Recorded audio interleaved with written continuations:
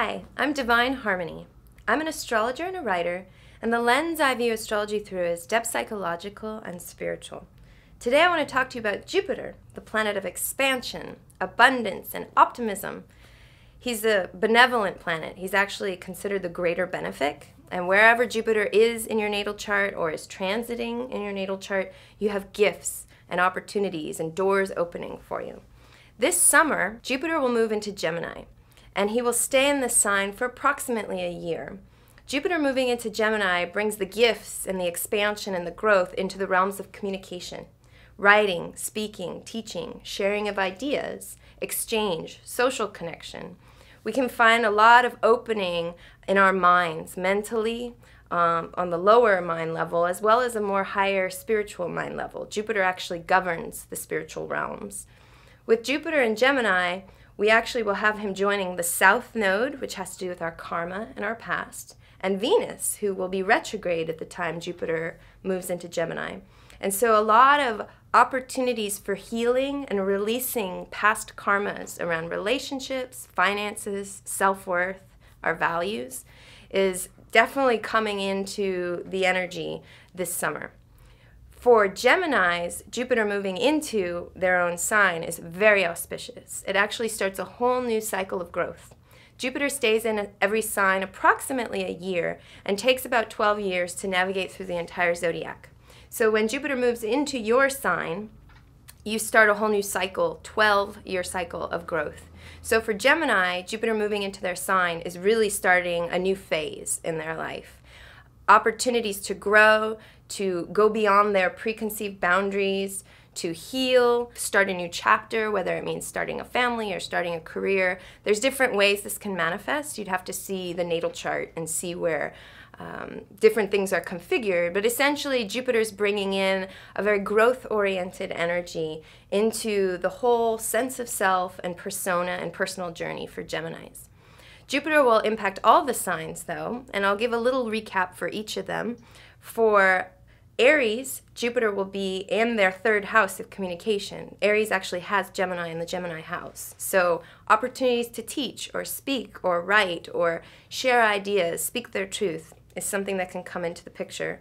For Taurus, Jupiter will be in the second house of money, finances, self-worth. And so expansion, abundance, maybe even more money. For Gemini, I already spoke to because Jupiter's in the sign of Gemini. For Cancer, Jupiter will be in the 12th house of spirituality and the unconscious. This is a very fertile spiritual time of expansion of one's intuition and psychic ability. Really great time to pay attention to dream material that comes through at night.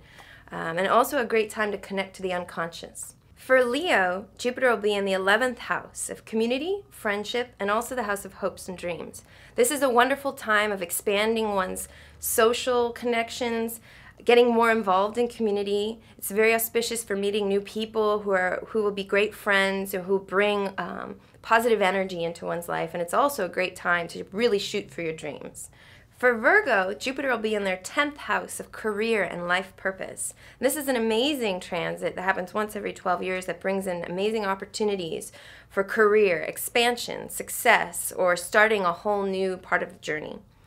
For Libra, this will be in the 9th house of higher self. This is actually the house that Jupiter rules, so it enhances the energy. This is a great time of spiritual expansion, connecting to one's higher self, higher mind, shifting of beliefs, and kind of opening up of the mind and preconceived limitations and boundaries.